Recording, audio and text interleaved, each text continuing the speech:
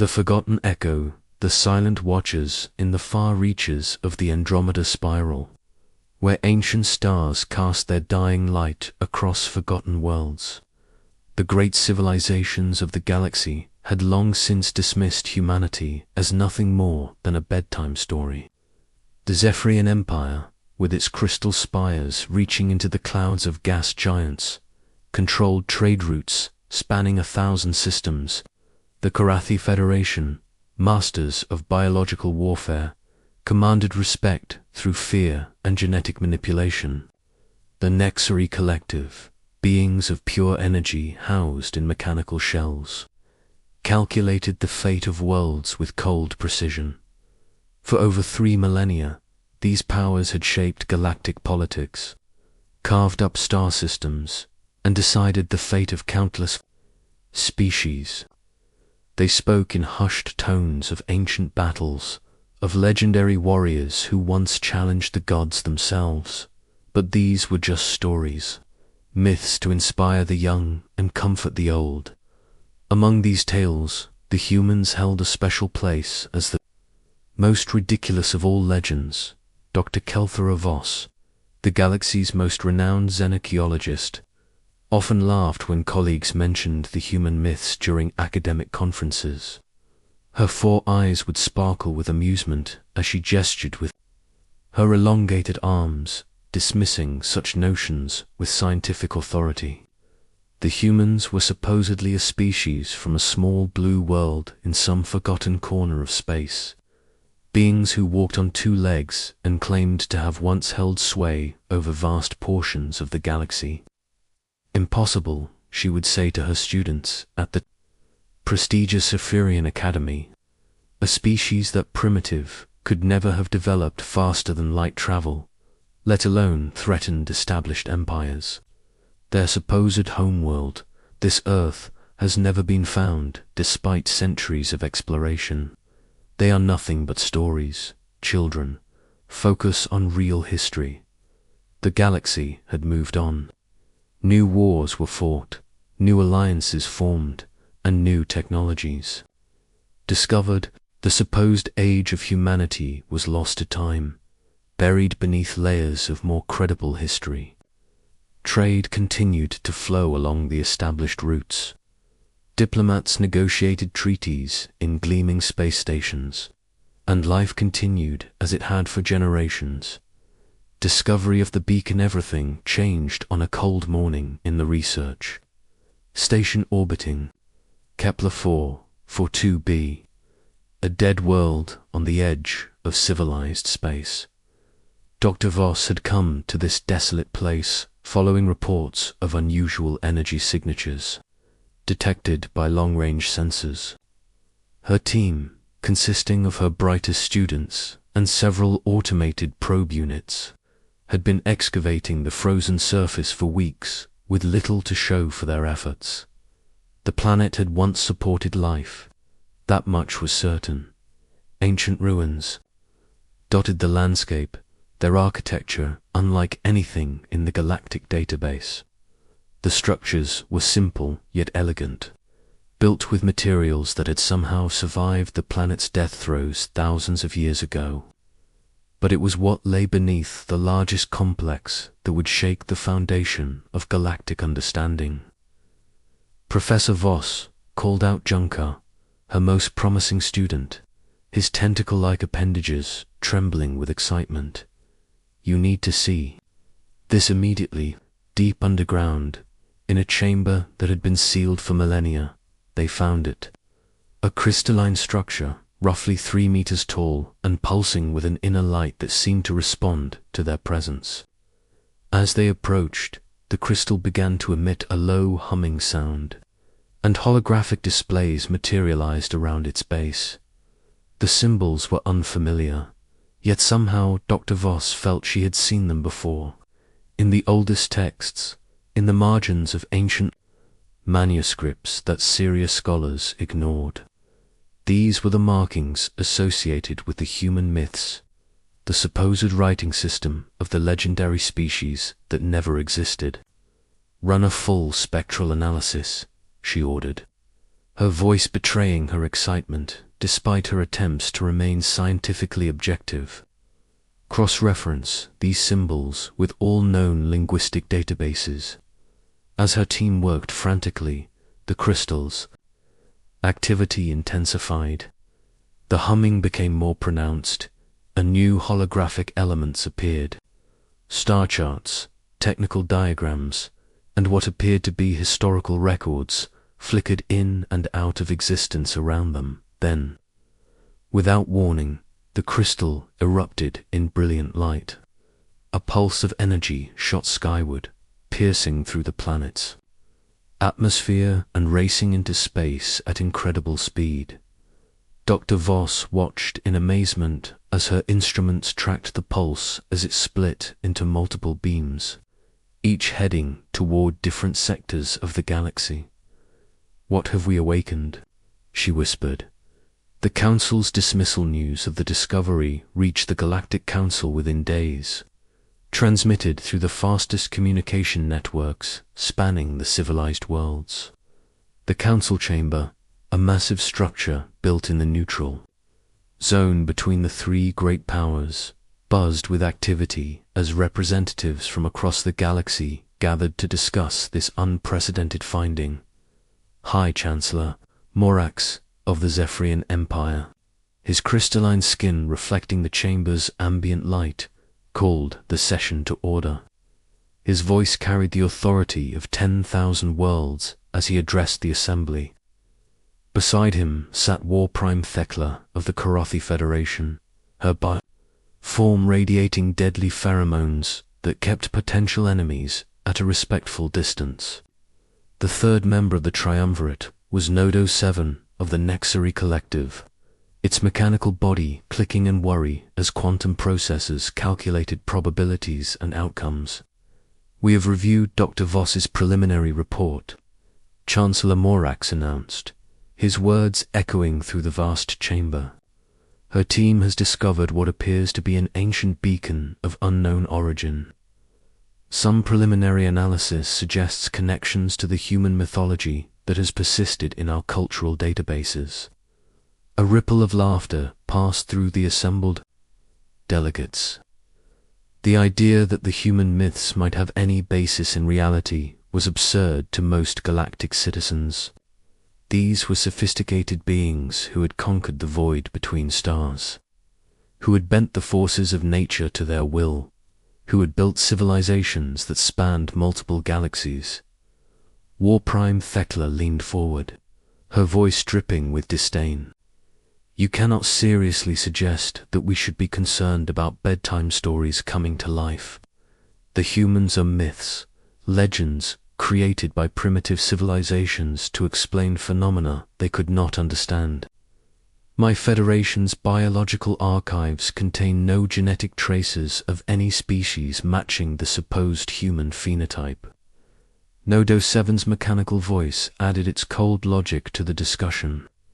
"Probability calculations indicate a 99.97% chance that this beacon is of non-human origin. The energy signatures detected are consistent with known precursor technology.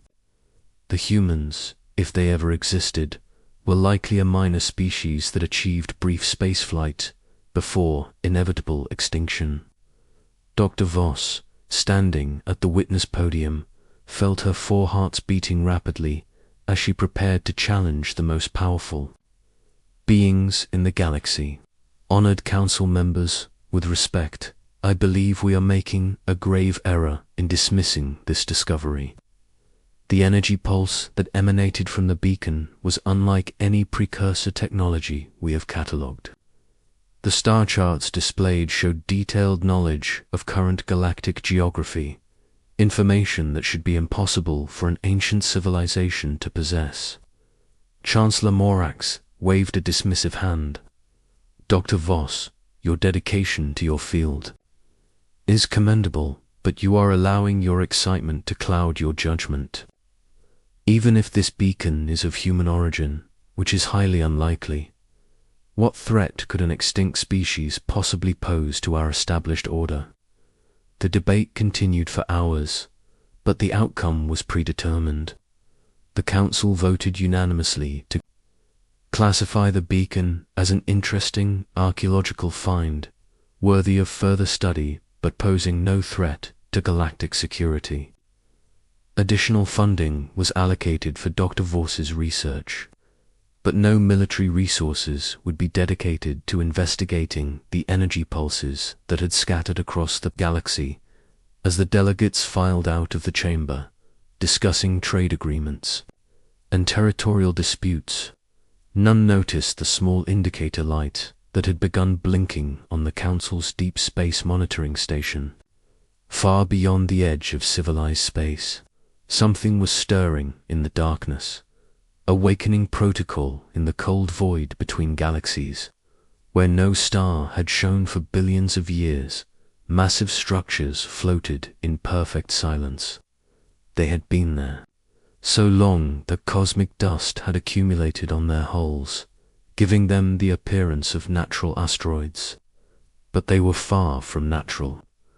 These were the Ark ships, humanity's greatest achievement and most desperate gambit. Asterisk. Commander Sarah Chen stood on the observation deck of the UES Prometheus, watching the stars slowly brighten as her ship's engines came online for the first time in 3,000 years. Around her, the ship hummed with activity as automated systems performed diagnostic checks and began the complex process of awakening the sleeping population. The beacon's signal had reached them just as it had been designed to do, traveling through quantum entanglement networks that transcended normal space-time limitations.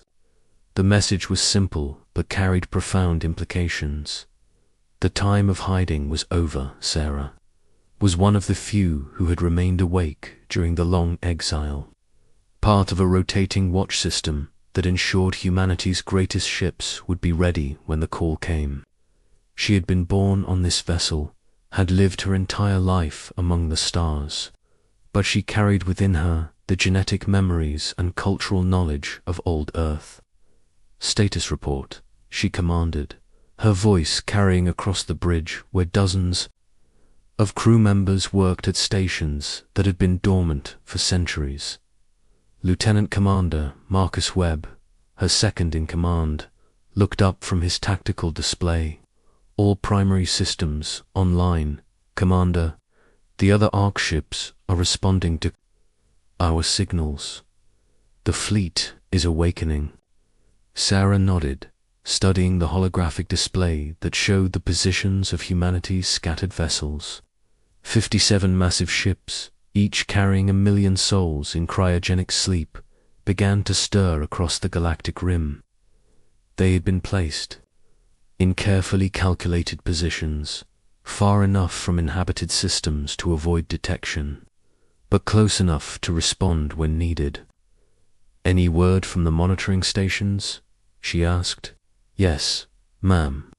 Station Alpha 7 reports increased military activity in Zephyrian space. They're mobilizing border patrols but seem to consider it routine.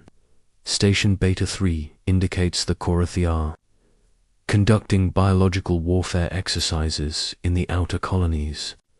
No sign they've detected our awakening." Sarah walked to the great viewport that dominated the forward section of the bridge. In the distance, she could see the running lights of other human vessels as they came online. Each ship was a masterpiece of engineering, built during humanity's golden age before the Great Exile.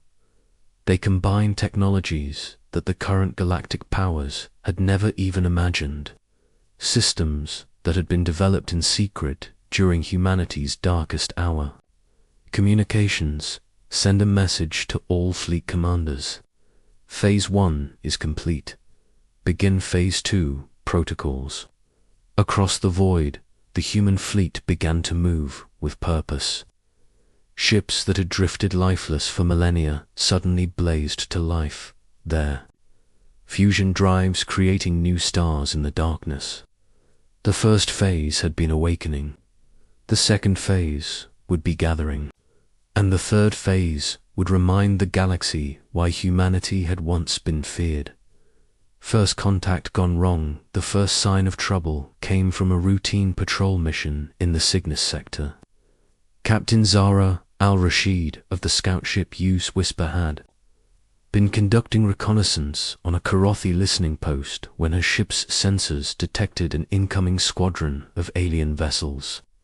Standard protocol dictated immediate withdrawal, but something about the aliens' approach pattern suggested they had already been detected.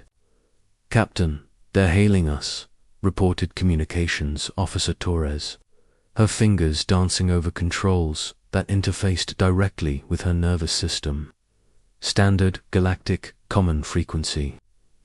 On screen, Zahra ordered, settling into her command chair. The view screen flickered to life, revealing the insectoid features of a Karathi war commander. His compound eyes gleamed with predatory interest as he studied the human bridge. "Unknown vessel, you are trespassing in Karathi space. Identify yourself immediately or be destroyed." Zahra had hoped this moment would never come, but she had trained for it nonetheless. "This is Captain al-Rashid of the United Earth ship Whisper. We are conducting peaceful exploration in unoccupied space." The Karathi commander's mandibles clicked in what Zahra recognized as laughter from her xenology training.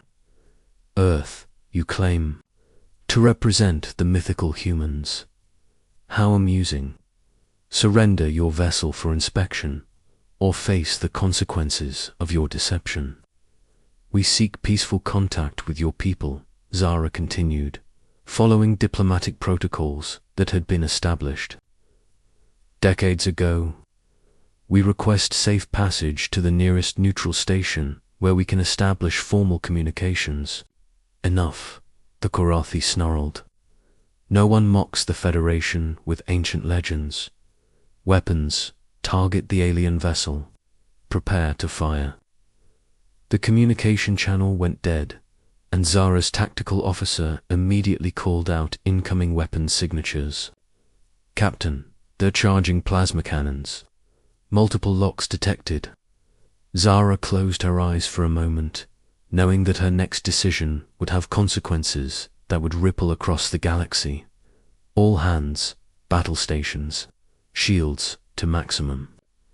Prepare for combat." The Whisper had been built for stealth and reconnaissance, not warfare, but like all human vessels. It carried defensive systems that were centuries ahead of anything the galactic powers possessed. As the Karathi plasma bolts struck her shields, Zahra watched the energy dissipate harmlessly across protective barriers that adapted and strengthened with each impact. "Return fire," she ordered grimly. "Target their weapon systems only. I don't want unnecessary casualties." The Whisper's response was swift and precise. Beams of coherent energy lanced out, guided by targeting systems that could track individual molecules. The lead Karathi vessel's weapons went dark instantly, its offensive capabilities neutralized without damage to the crew compartments. But the aliens interpreted mercy as weakness. The remaining ships pressed their attack, converging on the human vessel with everything they had. Zahra realized that peaceful contact was no longer possible. "Torres, send an emergency signal to Fleet Command. Authentication code Omega-7. Tell them first contact has gone hostile." As the battle intensified around them, Zahra's message raced across space toward the awakening human fleet.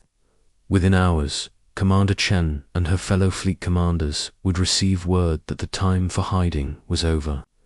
Humanity's return to the galactic stage would be marked not with peaceful greetings, but with the fire of battle. The response, the message reached the UES Prometheus as commander. Chen was reviewing awakening protocols for the civilian populations. The words appeared on her personal display in stark, unmistakable text. First contact hostile. Peaceful resolution failed. Request immediate support. Whisper. Sarah stared at the message for a long moment, feeling the weight of 3,000 years of human history pressing down on her shoulders. They had hoped, against all logic and experience, that their return might be different this time, that the galaxy might have evolved beyond the xenophobia and aggression that had driven humanity into exile so long ago. All senior staff to the ready room, she announced. Priority Alpha. Within minutes, her command team had assembled around the holographic tactical display that dominated the center of the room.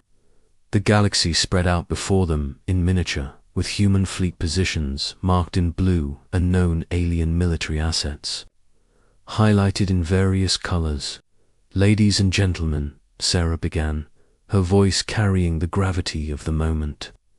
The Korothi Federation has fired upon a human vessel conducting peaceful reconnaissance. Captain Al-Rashid attempted to establish diplomatic contact and was met with immediate hostility. The time for hiding is over. Colonel James Harrison, commander of the Prometheus's Marine contingent, leaned forward. What are our orders, Commander? Sarah activated additional layers of the display, showing current fleet positions and projected movement patterns.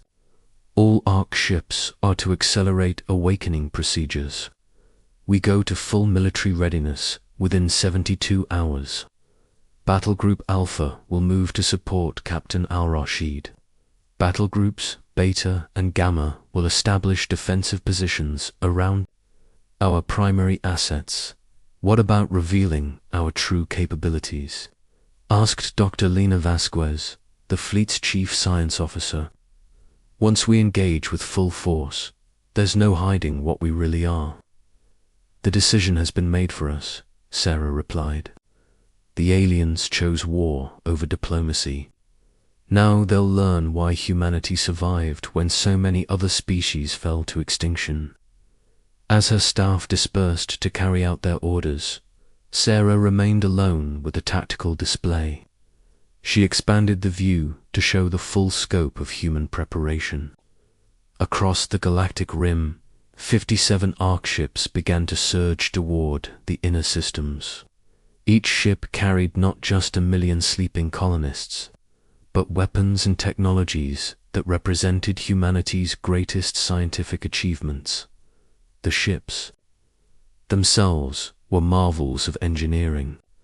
Their hulls were constructed from metamaterials that could adapt to any form of attack, becoming harder under kinetic impact, absorbing energy weapons, and deflecting exotic matter streams. Their drives operated on principles that the current galactic powers had never discovered, folding space-time to achieve velocities that seemed to violate known physics. But it was their weapons that would truly shock the galaxy. Humanity had learned, through bitter experience, that survival in a hostile universe required the ability to defend oneself with overwhelming force when necessary. The ARC ships carried particle beam arrays that could carve through planetary crust, gravitational manipulators that could tear apart enemy vessels at the molecular level, and quantum torpedo systems that existed in superposition until the moment of impact. More importantly, they carried something that had been absent from galactic politics for far too long. A species that refused to be conquered, enslaved, or exterminated. Humanity had been pushed to the edge of extinction once before, and they had learned from that experience. This time would be different, as the first human battle group prepared to jump to faster than light speeds. Sarah opened a communication channel to all fleet commanders. This is Commander Chen to all units. Operation Homecoming is now active. We return not as refugees or supplicants, but as equals, demanding our rightful place among the stars. The galaxy forgot us once. They will not make that mistake again. The response was immediate and unified. Across the void, human voices acknowledged. Her orders with determination born of 3 millennia of exile. The sleeping giants of humanity were awakening, and their fury would reshape the balance of power throughout the galaxy. In the cold depths of space, the EU's Prometheus turned toward the inner systems, its massive engines igniting stars of plasma that could be seen from light years away. Behind it, the greatest fleet in human history began to move, carrying with it the hopes and dreams of a species that had refused to die quietly in the darkness. The galaxy had mocked them as myths. Soon, they would learn that some legends are born from truth. Asterisk, when legends become reality, the gathering storm 3 days after the first hostile contact. The galaxy's intelligence networks began to detect anomalies that defied explanation. Long-range sensors picked up gravitational disturbances in previously empty regions of space. Automated monitoring stations reported energy signatures that matched no known technology. Most disturbing of all, deep space telescopes captured images of massive objects moving at impossible speeds through the void between systems. In the next RE Collective's Primary Data Analysis Center, Node Prime conducted emergency calculations. As streams of information flowed through quantum processing matrices, the mechanical intelligence that served as the Collective's supreme commander had dismissed the human myths along with its organic counterparts, but the evidence, now flooding its sensors, demanded a fundamental revision of probability assessments. Analysis complete. Node Prime announced to the Emergency Council session that had been hastily convened in virtual space. Representatives from all 3 major powers materialized as holographic projections around the central data nexus. Unknown fleet movements detected in 47 sectors, vessel configurations unlike any in galactic databases. Estimated total mass exceeds combined military assets of all known civilizations. War Prime Thekla's bio-enhanced form rippled with agitation as she processed this information. Impossible. No civilization has the resources to field such a fleet. Our intelligence networks monitor all major shipbuilding facilities. The data is conclusive, Node Prime replied with mechanical certainty. Probability of measurement error, 0.003%.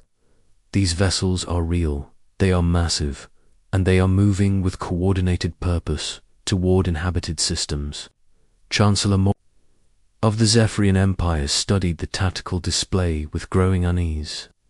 The approaching fleet's formation patterns were unlike anything he had seen in centuries of military service.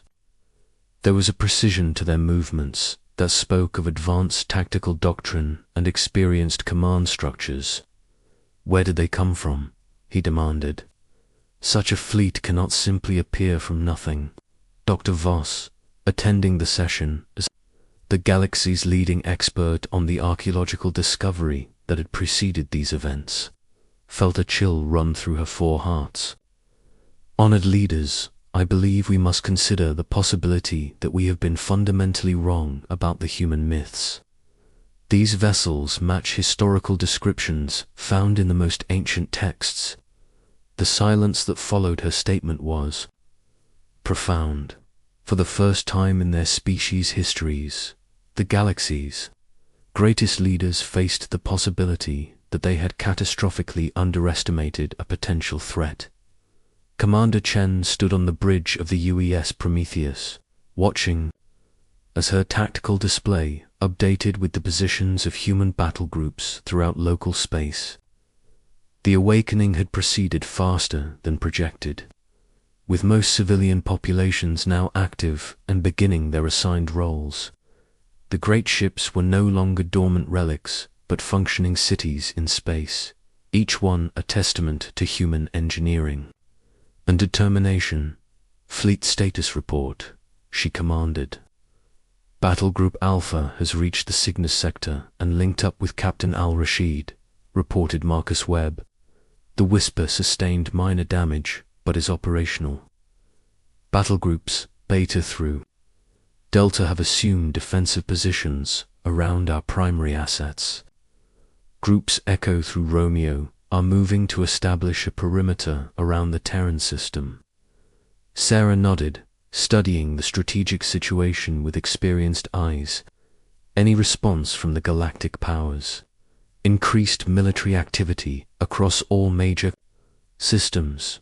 They're mobilizing their fleets, but their movements suggest confusion rather than coordinated strategy. Intelligence reports indicate heated debates in their leadership councils. The truth was that humanity's return had caught the galactic powers completely unprepared. Their military doctrines were based on centuries of fighting opponents whose capabilities they understood. They had no protocols for dealing with a force that seemed to operate by entirely different rules of physics and warfare. More importantly, they had forgotten what it meant to face an opponent who fought not for conquest or resources, but for survival itself. Humanity's exile had been enforced at the cost of billions of lives and the destruction of Earth's original civilization. The men and women who now commanded these ships were the descendants of survivors, raised on stories of loss and injustice, trained from birth to ensure that such a catastrophe could never happen again. Technology, beyond understanding, the first serious engagement came in the Arcturus system, where a joint fleet of Zephyrian and Korathi vessels had positioned themselves to intercept what they believed was a small advance guard of the mysterious new force. Admiral Kethva of the Zephyrian Navy commanded a battle group of 30 ships, including some of the most advanced vessels in the galaxy. Beside him, War Commander Sekthal led 22 of the Korathi Federation's deadliest bioships. They expected to face perhaps a dozen enemy vessels, scouts that could be overwhelmed by superior numbers and forced to surrender. What emerged from faster-than-light travel was something that challenged their understanding of what was possible. The UES Indomitable was one of humanity's newer arc ships, constructed during the final years before the Great Exile, using technologies that represented the culmination of human scientific achievement.